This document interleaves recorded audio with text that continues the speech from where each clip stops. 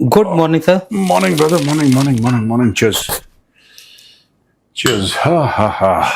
Sir music बोल देते हैं पहले, क्योंकि पाकिस्तानी चक्कर में ना म्यूजिक रह जाता है। म्यूजिक।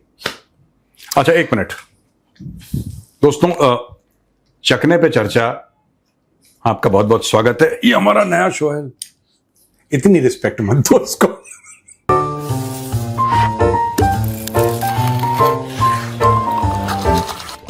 Cheers। तो जो है सर, जो है पहला क्वेश्चन सर ये है, ये अब्दुल वासिद, आप जानते हैं पाकिस्तान से, हाँ हाँ, वो कह रहे हैं सर कि अमेरिका ईरान के बीच जो मध्यस्थता हो रही है, कतर जो है सारा महफिल लूट रहा है और मेहनत हमने की। और जो अभी होने वाला है सर 19 तारीख को, अब वो ये भी डाउट है कि हमें बुलाया जाएगा कि नहीं बुलाया जाएगा, और उस टॉक का नाम क्या रखा जाएगा, क्योंकि इन्होंने तो रखा था अपना नाम। हाँ, इस्लामाबाद टॉक्स, वहां पे क्या होगा और इनको कितनी जगह इस्लामाबाद मिलेगी डायलॉग जो भी, हाँ, या मिलेगी भी कि नहीं। तो ये सर क्या मैटर है ये? इसका वीडियो है क्या? जी हाँ, एक बार देख लीजिए।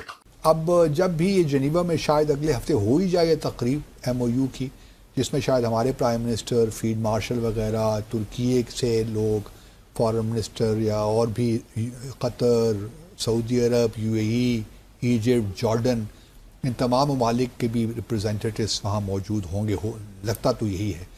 तो अब उसको नाम क्या देते हैं? क्या वो इस्लामाबाद डिक्लेरेशन होता है तो मुश्किल है कि काम तो सारा हमने किया ना जी। वो आखिरी वक्त में कतर ने आके थोड़ा बहुत जम मारी, लेकिन जो स्पेड वर्क है, सारी कहानी तो हमने की। तो मुनासिब तो यही है कि उसको इस्लामाबाद डिक्लेरेशन कह दें। महेंद्र भाई, सिंपल सी बात है, पाकिस्तान को सिर्फ पाकिस्तानी सीरियसली लेते हैं। वो भी जो कुछ लोग हैं पाकिस्तान में, नोबडी टेक्स पाकिस्तान सीरियसली। मैंने बहुत पहले बोला, बहुत पहले, आज से नहीं, मैं 2-3 महीने से, 2 महीने से कम मैं बोल रहा हूं, या 2 महीने से नहीं, 1-1.5 महीने से बोल ही रहा हूं, और ऑन रिकॉर्ड है द चाणक्य डायलॉग्स पे। जब तक कतर बीच में नहीं आएगा तब तक ये मामला सॉर्ट आउट नहीं होगा। पाकिस्तान एक बिका हुआ मुल्क है। पाकिस्तान ने अपनी इज्जत, अपनी गैरत, सब कुछ अमेरिकन, चाइनीज, सऊदीज के सामने बिछा रखी है। सबसे पहली चीज मैं पाकिस्तानियों को क्लियर करना चाहता हूं कि जो इस्लामाबाद जो टॉक्स हुई थी, वो हुई क्यों थी, इस्लामाबाद में क्यों हुई थी। वो पाकिस्तानियों को अपने बारे में बहुत गलतफहमी है, बहुत ज्यादा गलतफहमी है। मैं ये कहना चाहता हूं कि ये जो टॉक्स थी, जो इस्लामाबाद टॉक थी, ये यूरोप में क्यों नहीं हुई, ये बीजिंग में क्यों नहीं हुई, ये जापान में क्यों नहीं हुई, ऑस्ट्रेलिया में क्यों नहीं हुई, UK में क्यों नहीं हुई, इंडिया में क्यों नहीं हुई, ये पाकिस्तान में क्यों हुई? और उस समय कतर में भी क्यों नहीं हुई? नहीं, छोड़ दो कतर को, कतर तो बाद में आया। चलो आप कह रहे कतर में क्यों नहीं हुई, कतर था सर पर्दे के पीछे। हाँ, ये सिर्फ पाकिस्तान के अंदर क्यों हुई? पाकिस्तानी कभी भी एनालाइज नहीं करते कि ऐसा क्यों है। अगर आपको कोई बोले कि साहब ये लो 1 करोड़ रुपए, आप बोलेंगे भाई मुझ पे इतने क्यों मेहरबान हो रहे हो, अच्छी बात है ले लेता हूं, मेहरबान क्यों हो रही हो ये तो समझाओ पहले। पाकिस्तानी ये सोचते हैं कि इनके बाप दादा छोड़ गए थे 1 करोड़, तो वो देने वापस आया आदमी। इनका माइंडसेट ऐसा है। जब फील्ड मार्शल को खाने पे बुलाया, पाकिस्तानी कौम ने कभी यह सवाल नहीं पूछा कि क्यों बुला रहा है, इसके एवज में इसको क्या चाहिए। क्योंकि देखो बात यह है ना, सबसे ज्यादा जो वर्ड इज्जत और गैरत अगर कोई मुल्क इस्तेमाल करता है वो पाकिस्तान है। यूसेज में सबसे ज्यादा है, ना इज्जत है ना गैरत है, वो अलग बात है, पर बहुत बोलते हैं इज्जत गैरत, हमें इज्जत दी, इज्जत दी। कोई किसी ने किसी को इज्जत नहीं दी। जब अमेरिका का उल्लू सीधा हो रहा था, जब उनको लग रहा था कि मुस्लिम कंट्री है, बगल में ईरान है, नेबर है, आसिम मुनीर का IRGC से अच्छे ताल्लुकात हैं, अमेरिकन ने उस चीज को इस्तेमाल करा। उनको लग रहा था कि कुछ हो जाएगा। पहली इस्लामाबाद टॉक्स फेल हो गई और उसके बाद वो टॉक्स कभी चली नहीं चली वो। अब चाहे उसका इस्लामाबाद टॉक्स या इस्लामाबाद डिक्लेरेशन, आपको जो कहना है, आपको उसको जो नाम देना है वो आप उसको नाम दे सकते हो, वो आपकी मर्जी है। आपको उसको इस्लामाबाद हो, वो जेनेवा में रहे, क्यों? Because Geneva is a trustworthy partner, Doha is a trustworthy partner. Pakistan की दो कौड़ी की औकात नहीं है यार। ये खुद ही पता नहीं किस ख्वाबों की दुनिया में पाकिस्तानी फिरते हैं, मुझे नहीं पता। इन्होंने एक बार ये नहीं पूछा महेंद्र, एक बार, कि आसिम मुनीर को लंच पे बुलाया, क्यों बुलाया यार? ऐसे ही यूएस का प्रेसिडेंट फ्री में किसी को नहीं, वो हम बड़ी अजीम कौम है, ऐसी बातें कर रहे थे टेलीविजन पे बैठ के। आप शॉक हो जाओगे अगर मैं आपको बताऊंगा, ऐसी ऐसी बातें चल रही थी कि अब डिप्लोमेसी की दुनिया का बेताज बादशाह पाकिस्तान हो गया, और ऐसा हो गया, और वो हो गया, और फलाना हो गया, ढिमका हो गया। सबसे बढ़िया बात ख्वाजा आसिफ ने बोली है, अमेरिका ने हर समय पाकिस्तान को टॉयलेट पेपर की तरह इस्तेमाल किया। इस बार भी अमेरिका ने पाकिस्तान को टॉयलेट पेपर के लिए के जैसे इस्तेमाल किया। इसका जो स्टेटमेंट आई है सर, उसमें यही दिया गया है कि ये टॉयलेट पेपर की जो इनको उपलब्धि मिली है, उसी की तरफ फिर ये अग्रसर हो रहे हैं दूसरी बार। मुझे दूसरी बार नहीं, ये कई बार टॉयलेट पेपर बन चुके हैं भाई अमेरिका के हाथ। मैं आपको बताता हूं, 1979-89 के बीच में फर्स्ट अफगान जिहाद, तब भी पाकिस्तान टॉयलेट पेपर बना। ठीक है, उस समय जियाउल हक था, ये जिहाद विहाद वो ड्रामा सब उसी वक्त शुरू हुआ। उसके बाद 9/11 के बाद दूसरी बार इस्तेमाल हुआ ये। ठीक है, छोटे छोटे टॉयलेट पेपर जो होते हैं वो इस्तेमाल करता रहता है अमेरिका। अभी अब इस्तेमाल हो गया, अभी रो रहे हैं। यही अब्दुल बासित, जिसने बिल्कुल नाच मचा रखा था, ये ऐसा नाच रहा था कि इसके घुंघरू टूट रहे थे, ऐसा नाच रहा था कि पाकिस्तान अब डिप्लोमेसी, अब पाकिस्तान में फैसले होंगे दुनिया के, खूब नाच रहा था ये। आज की तारीख में इसको समझ में नहीं आ रहा ऐसा क्या हुआ। और जब मैं ये कहता था तो मुझे पाकिस्तानी, पता है सोशल मीडिया में क्या मैसेजेस, अरे हमने इंडिया को पीछे छोड़ दिया और हमारी डिप्लोमेसी इतनी आगे निकल गई, आपको तो मेजर साहब आप परेशान हो जाते हैं, आप जलने की कुछ बदबू आ रही है। मैंने बोला नहीं बेटा, ऐसा मत समझो। मेजर जो है वो पाकिस्तानियों से बेहतर जानता है पाकिस्तान को। I know Pakistan far better than 99% of Pakistanis. आपके हड्डी के अंदर जो गूदा है उसका मैंने डीएनए का टेस्ट कर रखा है। मैं इतने माइन्यूटली आप लोगों को जानता हूं। आपकी किस्मत में जिल्लत, रुसवाई और बेइज्जती ही लिखी है।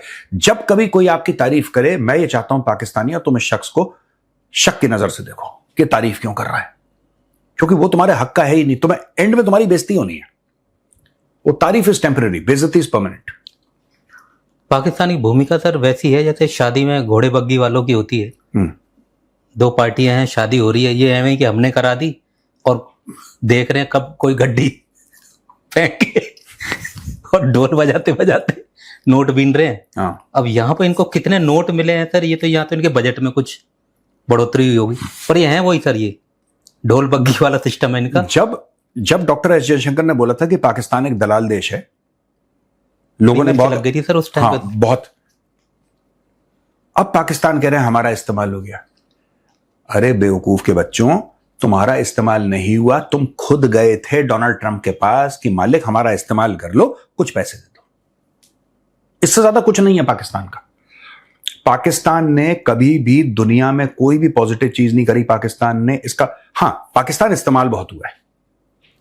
पाकिस्तान इस्तेमाल बहुत हुआ है। पाकिस्तान को इस्तेमाल हर एक देश ने करा है। सऊदी अरब ने इस्तेमाल किया है पाकिस्तान को। पाकिस्तान को फंडिंग दी गई थी एक जमाने में कि मुजाहिदीन ट्रेन करो, और उसके बहुत पैसे सऊदी अरब से आते थे। ये मदरसे बनना, ये मसाजिद बनना पाकिस्तान के अंदर, सऊदी से बहुत ज्यादा पैसे आए हैं। और उसके एवज में पाकिस्तान ने जो किया वो किया। इन्होंने अमेरिकन से पैसे लिए, इन्होंने चाइनीज से पैसे लिए, इन्होंने यूरोपियन यूनियन से, सबसे पैसे लिए। क्यों? कभी पाकिस्तानी ने ये नहीं पूछा, पाकिस्तानी कौम, और इसमें मैं आवाम को भी गुनहगार ठहराऊंगा कि भाई ये लोग हमें इतना पैसा दे क्यों रहे हैं। लगातार लगातार IMF हमें पैसा दे रहा है यार, और क्यों दे रहा है? आखिर इसके दिल में है क्या? इनके मन में कोई काला तो नहीं है? इस समझौते में सर इनको उम्मीद थी कि बहुत बड़ा फायदा होने वाला है। अगर ये इस्लामाबाद में दोबारा होती तो कुछ मिलता। अब ये और बाहर चली गई। बाहर उसको जाना था। आप उसका नाम इस्लामाबाद, जेनेवा में हो रहा है ना, जेनेवा में हो रहा है। आपने देखा होगा कुछ समय से ट्रंप ने फेवरेट फील्ड मार्शल नहीं बोला।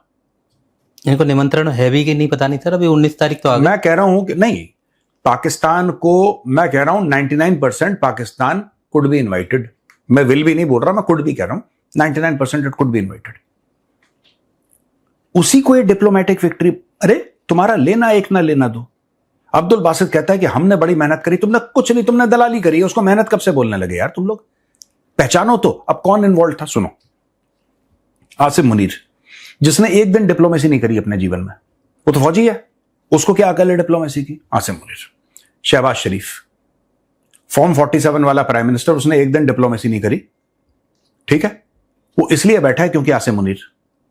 तीसरा कौन है जो तीर मार रहा है इसमें बड़ा? मोहसिन नकवी।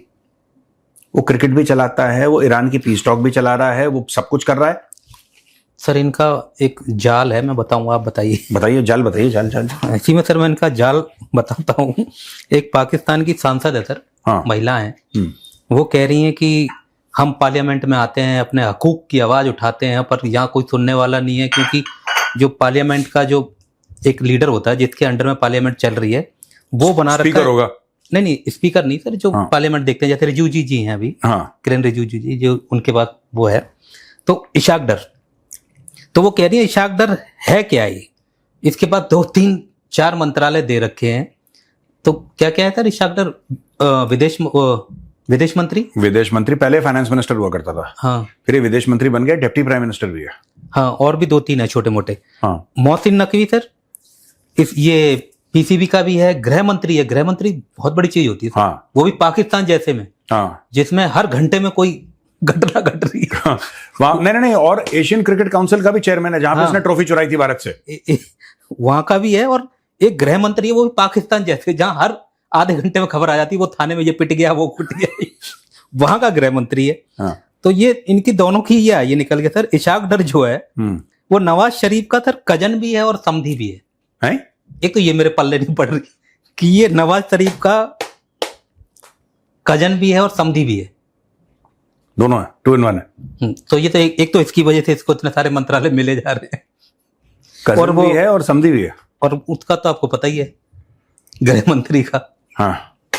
अब तो वो इनकी रिश्तेदारियों में सर ये उलझे हुए हैं आपस में, कोई आसिर मुनीर का है, कोई नवाज शरीफ का है। ये कजन और समधी वाला क्या मैटर हुआ? रिश्तेदारी भी इनकी इलीगल है सबके साथ। ये सर एक कजन और ये समधी वाला, आप मुझे वही तो कह रहा हूँ, मुझे नहीं समझ में, मुझे आई डोंट नो यार, ये तो कजन भी है सब, तो सोच के उल्टी आती है। चलो, तो सर वही जो आप बता रहे थे कि ये आपस में इतने सारे इनके वो चलते रहते हैं फंडे, और फिर ये लोग टॉक में बात हो रही है। आपको क्या इनकी क्रिकेट टीम क्यों पिट रही है?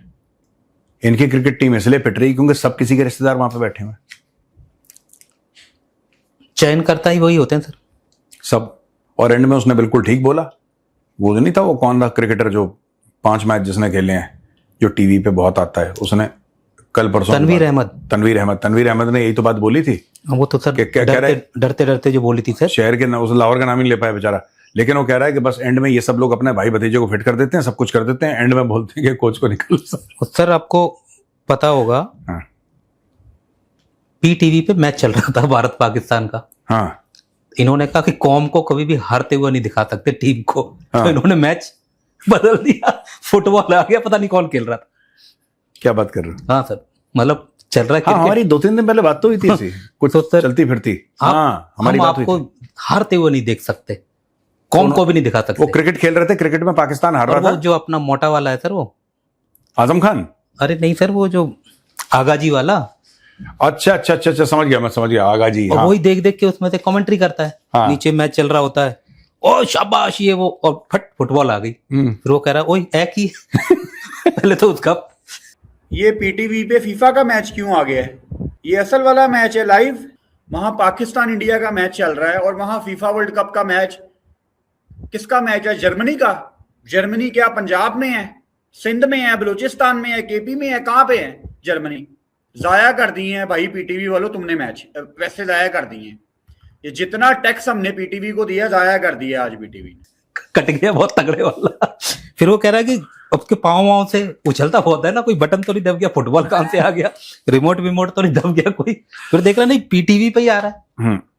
फिर कह रहा है, फिर कंफर्म कर रहा है अपने पीसीआर से कि भाई ये क्या लगा दिया। मतलब हारना, हम हारे ही नहीं है, ये कहने का मतलब है। जब गेम ही नहीं चल रहा तो हारे कैसे? हाँ, कैमरा शिफ्ट कर दिया, बोला फुटबॉल लगाओ, फुटबॉल आ गया अचानक और पीटीवी पे, हाँ फिर वो कह रहे तो ये तो इनके हाल है सर। हाँ और इसी क्रिकेट से ही सर एक और चीज उठ के आ रही थी, महिला जो कोच है इनका, प्लेयर है, क्या नाम है उसका, वहाब रियाजी फास्ट बॉलर। हाँ, तो वो तो सर उसने बोला कि हमारी महिला टीम ने पाकिस्तान की महिला टीम ने इंडिया की महिला टीम को बड़ी तगड़ी टक्कर दी है, ऐसे ही नहीं हारे। तो उसको लेके पाकिस्तान में ही बड़ा वो हो रहा है कि भाई 64 रनों से हार के क्या टक्कर हुई है। 64 रनों की हार को सर वो ये कह रहा है कि बहुत ही उम्दा खेल हुआ है और हमारी टीम ने इंडिया की टीम को बहुत ही ज्यादा तगड़ी टक्कर दी है। और वो टक्कर ये है सर कि 64 रनों से मैच हारे थे वो। मैं देख रहा था किसी का स्टेटमेंट, वुमेन क्रिकेट की मेंबर थी वो, मैच हारने के बाद कहते हैं कि हमने बैटिंग और बॉलिंग में इंडिया को आउट क्लास कर दिया। बैटिंग और बॉलिंग में हम इंडियन टीम से, तो तुम मैच कैसे जीते, फिर हम लोग मैच कैसे जीते, फिर मुझे ये समझ में नहीं आया।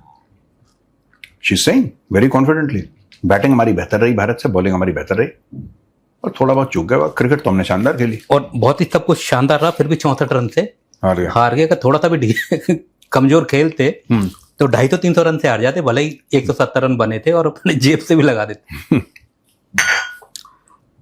तो सर एक G7 वाला सर मुद्दा बहुत पाकिस्तान में उछाल मार रहा है। आपके जो एक जानकार हैं सर, उनके बारे में भी जानकारी लेनी थी सर। जो कमर चीमा है, आपने उनके ऊपर थोड़ा हाथ सॉफ्ट क्यों रखा हुआ? रखा तो हुआ है पाकिस्तान के ऊपर, कमर चीमा के ऊपर थोड़ा सॉफ्ट क्यों है? ऐसा लोग कहते हैं। नहीं, आई डोंट थिंक कि मैंने कोई सॉफ्ट, मतलब देखिए मैं आपको बता देता हूं, वो अपने मुल्क की बात करते हैं, मैं आपको बताता हूं कि मुझे क्या लगता है। I should not comment about Qamar Cheema और एनीबडी। मैं आपको बताता हूं, मुझे वो पाकिस्तानी पसंद नहीं है जो पैसा कमाने के लिए भारत की चापलूसी करते हैं। यूट्यूब पे पैसा कमाने के लिए भारत की चापलूसी करते हैं, अपने मुल्क को गालियां देते हैं, यहां से मिलियंस ऑफ फॉलोअर्स लेते हैं इंडिया से। और यार तुम दुश्मन हो, चलो कोई नहीं, दुश्मन हो, डन, दुश्मनी पे टिके रहो ना। फिर मुझे ये अच्छे नहीं लगते यूट्यूबर्स और इंडियंस उनकी बड़ी तारीफ कर रहे हैं। आई डोंट लाइक दिस, ये माइक लेके मुंह पे कि यार क्या है, कौन है, ये है, मतलब दुनिया भर की चीजें, कोई कि इंडिया में तो ये है, हम तो, और ये जानबूझ के, ऐसा नहीं कि they are admirers of India, वो पाकिस्तानी, ऐसा नहीं कि वो लोग एडमायरर्स हैं, नहीं, उनके अंदर भी उतनी नफरत होगी, लेकिन पैसा कमाने के लिए आप मुनाफकत, हिपोक्रेसी कर रहे हैं, ठीक है। कमर चीमा तो न्यूट्रल गियर पे ही था पहले से, मतलब अगर वो पाकिस्तान के फेवर में है तो वो तो आप किसी पाकिस्तानी से एक्सपेक्ट करोगे ना कि पाकिस्तान के फेवर में होगा, आप उससे क्या एक्सपेक्ट कर रहे हो। I disagree with Qamar Cheema on so many matters, मेरा बहुत डिसएग्रीमेंट रहा है on a lot of factors with Qamar Cheema, but आपको ये एक्सपेक्ट होना चाहिए ना कि जो बंदा है वो अपने मुल्क से वफादार रहे, वो भारत का दुश्मन रहे, वो उसका फर्ज है, भारत का दुश्मन रहे वो उसका फर्ज है, लेकिन अपने मुल्क से वफादार रहे। प्रॉब्लम तब होती है जब ये, मुझे बिल्कुल नहीं पसंद है, आप बाजार जाएं और लोगों के मुंह में माइक डालें और फिर बोलें ये भाईजान ये मोटरसाइकिल कितने की है, गेस करिए कहां की है। अच्छा उसको भी पता है कहां की है, नहीं मजाक ना करें, सच कहें। अबे पागल है यार। तो इसीलिए सर आपने उनके ऊपर थोड़ी सी दया दृष्टि रखी हुई है। दया दृष्टि नहीं, मुझे जो लोग मुंह पे बोलते हैं ना, कड़वा बोलते हैं, मुझे वो लोग अच्छे लगते हैं। हाँ, मुझे तो दाएं बाएं लाग लपेट वाले अच्छे नहीं लगते। तो सर ये G7 वाले पे हाँ। कमर चीमा जो हैं वो कह रहे हैं कि ये क्या हुआ, ऐसी बात करते हैं सर, ये क्या हुआ। मोदी जी को आगे रख दिया, और बड़े भोले से उसमें बोलते हैं सर, ना कोई वॉल्यूम ज्यादा है ना कुछ है, और मासूमियत भी नहीं है, पता नहीं क्या, मतलब ऐसा गुनगुनाता रहता है कि मोदी को आगे रख दिया, और मोदी जी तो स्थायी सदस्य भी नहीं है, फ्रांस ने इतना उनको इज्जत दे दी। पाकिस्तान भी हो सकता था और ये ज्यादा लाइन में वो भी खड़े हो सकते थे, और जापान सदस्य है वो पीछे की लाइन में खड़ा है। G7 के जहां पे कनाडा मेन पार्टनर है, बर्तानिया मेन पार्टनर है, जापान को पे मेन पार्टनर है, वो पिछली लाइन पे खड़े हुए हैं और मैक्रोन ने मोदी को साथ खड़ा किया हुआ। आपने इस बात को भी थोड़ा सा स्टडी करने की जरूरत है कि ये क्यों साथ खड़ा किया। ये है क्या माजरा, और भी कई सारे थे। तो इन लोगों मैं को माजरा ऐसा- समझा देता हूं। पाकिस्तान को क्यों इंडिया से मुकाबले के लिए उतार देता है हर बार? देखिए मैं बताता हूं आपको, वो ठीक है जो वो कह रहे हैं उनकी मर्जी है, मैं 2-3 सच्ची बातें बताता हूं। G7 means the world's biggest 7 economies, ठीक है। India is already in the top 7। India G7 का मेंबर हो ना हो, टॉप 7 में तो है, ठीक है। इंडिया का आना वहां पे नेचुरल है, नेचुरल है। ये 7 अमीर देशों का एक क्लब है, 7 अमीर देशों का, 7 अमीर देशों का क्लब है। इसका मतलब यह है कि जो 7 सबसे अमीर देश हैं वहां पे इंडिया 7 अमीर देशों में तो है ना, 4th लार्जेस्ट इकोनॉमी है ना। हाँ वो बात ठीक है कि G7 का मेंबर नहीं है, वो बात ठीक है, लेकिन इंडिया का वहां पे होना नेचुरल है। और सम्मान किसी भी पाकिस्तानी का ये समझना कि G7 में पाकिस्तान रहेगा, वो क्या करेगा G7 में पाकिस्तान? आप एक बात, ये चाहना भी गुनाह है कि पाकिस्तान G7 में क्या करेगा। पाकिस्तान G7 में वहां वो अमीर लोगों का क्लब है, वो उन, देखिए मैं ट्रोल नहीं कर रहा, मैं सिर्फ ये बता रहा हूं कि what is G7, the top 7 economies of the world. अब उसमें एक्सेप्शंस भी हैं, China could be an exception, India could be an exception, this could be an exception, that could be an exception. But generally it is supposed to be. G100 बनेगा, उसमें पाकिस्तान हो सकता है। अगर 100-150 देशों का कोई ग्रुप बनता है, वैसे यूनाइटेड नेशंस में तो है पाकिस्तान, उससे ज्यादा उम्मीद भी नहीं रखनी चाहिए पाकिस्तानियों को। और ट्रंप की वजह से सर इनके मुंह में पानी आ रहा होगा कि ट्रंप तो ले जा ही सकता था सर, जाते ना एक साथ में बॉय बन के, होता ना सर कि अरे ट्रंप साहब जूते ठीक है सब ओके, ये वो उस टाइप से जाना चाह रहे थे कि पहुंच जाए कैसी कर। देखिए मैं आपको बात बताता हूं, किसी की हैसियत पे आप अपने शर्ट का पहला बटन नहीं खोल सकते। हैसियत आपको खुद पैदा करनी पड़ती है। जब आप खुद हैसियत पैदा करोगे, लोग आपकी इज्जत करेंगे।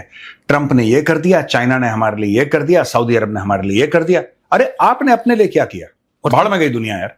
इतने सारे देश जब इकट्ठे होते हैं सर, जिसमें एक वो नवाज शरीफ भी गया था, तो उसमें ऐसे सल्यूट सा कर रहा है उसको ट्रंप को, शहबाज शरीफ, ऐसे हरकतें सामने आई सर कि ऐसे सामाजिक लोगों में तो वो शर्मल शेख का था, वो शर्मल शेख का खड़े होने लायक भी बंदा नहीं है, नाक ही कटा दे। और इसको कह रहे हैं कि उनको बुला लेते, पाकिस्तान चला जाए, यहां भी कुछ ना कुछ ऐसा कर देता वो। नहीं, मैं तो कह रहा हूं कि देखो यार, पाकिस्तान की वो कुछ करे ना करे, देखिए बात यह है कि ये जो क्लब है ना, ये पैसे वालों का क्लब है। पाकिस्तान क्या करेगा इसमें? मैं एक बात जानना चाहता हूं, पाकिस्तान करेगा क्या? यहां पे बात होनी है इन्वेस्टमेंट की, यहां पे बात होनी है इन्वेस्टमेंट की G7 में, यहां पे बात होनी है अरबों डॉलर के निवेश की, यहां पे बात होनी है AI की,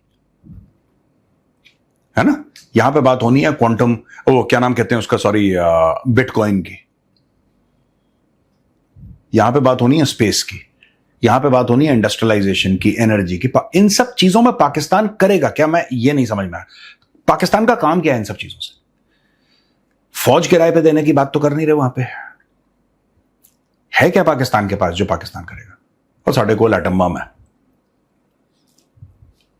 नहीं चाहिए एटम बम, अपने घर पे रख। मैं वही कहता हूं, in today's world everything is judged by the kind of money you have. आपके पास क्या पैसा है, ये दुनिया की सच्चाई है, खासतौर से जियोपॉलिटिक्स में। ये तो आम रिश्तों में भी होता है ना, लेकिन जियोपॉलिटिक्स की ये बात है, आपके पास क्या पावर है, आपके पास क्या रिसोर्सेज हैं, आपके पास कितना पैसा है। ये अपनी, देखिए ये जो इन्होंने अलिफ लैला की कहानियां अपने बच्चों को सुना रखी हैं पाकिस्तान में, उसके बेसिस पे तो G7 पे नहीं बुलाएगा ना कोई आपको, जो आपने अलिफ लैला की कहानियां सुना रखी हैं। अपने खुद के बच्चों को कि पाकिस्तान अजीम मुल्क है, ये जो एतिहाद एयरलाइंस हम ही ने शुरू करी थी, ये पता नहीं क्या क्या झूठ बोलते हैं। एक जमाने में हमने जर्मनी को लोन दिया था, हमने चाइना को लोन दिया था, ये सब बोलते हैं पाकिस्तानी। मैंने बोला यार ईरानियों के बारे में बोल रहे थे सर। हाँ। कि कुछ नहीं थे, लुटेरे थे, रेत ही रेत था, हमने मतलब इनको उनके लिए, यूएई वालों के लिए बोल रहे थे कि वहां तो रेत ही रेत था, पाकिस्तान ने उन्हें सब कुछ सिखाया जब इन्होंने पैसे मांग ली। पाकिस्तान मतलब सर एक तरह से टेंट हाउस का वो डेग है। डेग तो आप समझ ही रहे होंगे सर। हाँ बिल्कुल समझ रहे हैं। जिसमें बिरयानी बनती है, तो बिरयानी बना रहा है कोई और खा रहा है कोई।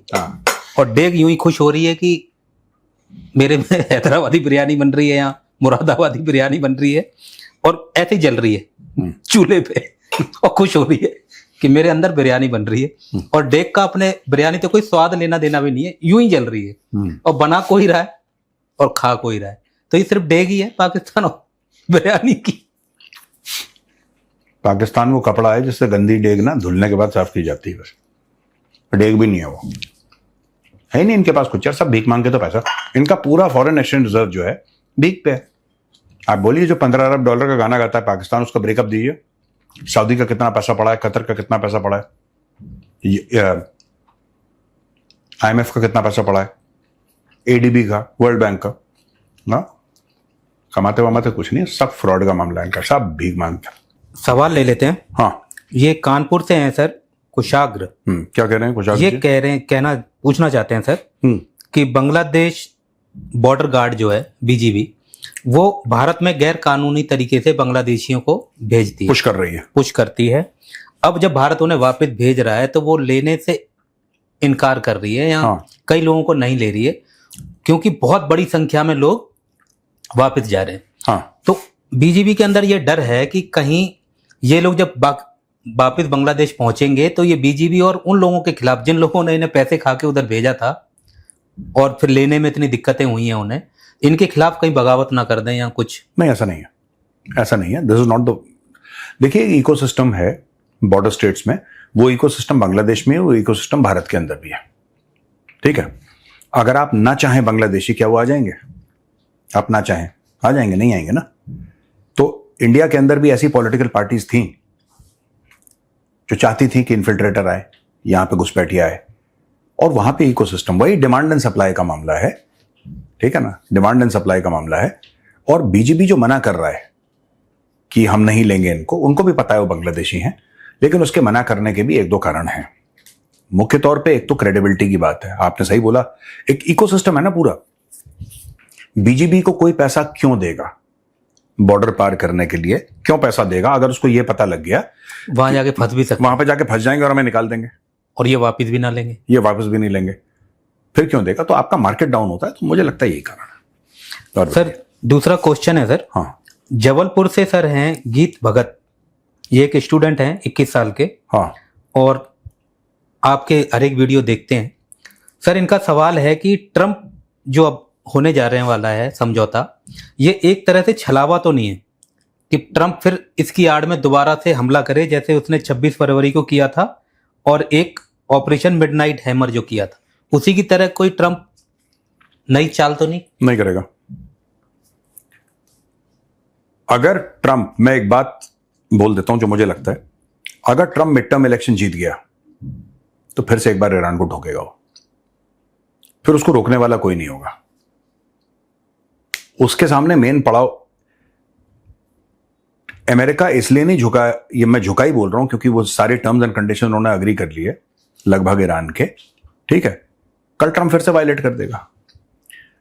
अगर ईरान हॉर्मुज रोक सकता है तो अमेरिका दोबारा सैंक्शन लगा सकता है। और अभी आप सर बता भी रहे थे अभी कल परसों में कि आपने बोला था कि ये जो समझौता हो रहा है उसमें कई ऐसे लूप होल हैं जिसमें 2 महीने तक उसमें बातचीत होंगी, 60 दिन, हाँ, कि इसमें ये बातचीत होगी, इस पे ये संशोधन होगा, जब तक वो वहां पहुंच जाएगा नवंबर तक। हाँ, वो धीरे धीरे उसके बाद होगा इम्प्लीमेंटेशन नवंबर में। अगर देखो नवंबर में ये हार गया तब तो अलग है, अगर ये जीत गया तो मैं नहीं मान रहा, जो 60 दिन का है उसका यही तो है फंडा। 60 दिन में नहीं हुआ, वो क्या करेगा डोनाल्ड ट्रंप? 60 दिन में क्या हो जाएगा? ये आपका 19 तारीख से शुरू है, 20 पकड़ लो, 20 जून से 20 जुलाई, 20 अगस्त, फिर कहेगा 60 दिन दे रहा हूं, सितंबर, अक्टूबर, फिर कहेगा सीज फायर में दिया, सीज फायर में दिया, फिर टाइम दे देगा। जब मिड टर्म इलेक्शंस होंगे, हॉर्मुज से सब कुछ होगा, सब कुछ नॉर्मलाइज हो जाएगा। अगर ये मिड टर्म इलेक्शन जीत जाता है डोनाल्ड ट्रंप, ये पलट के फिर मारेगा ईरान को। 5 दिन का सीज फायर है, 5वें दिन सर ऐसे लग रहा पता नहीं क्या होगा, फिर बोला नहीं अब 8 दिन का हो गया, 3 दिन और बढ़ा दिए, बाद में पता चला अचानक 15 दिन और बढ़ा दी, बढ़ते बढ़ते अभी तक चल रहा है वो। हाँ वही है चले जी ओके, ठीक है भैया, राम राम। राम राम।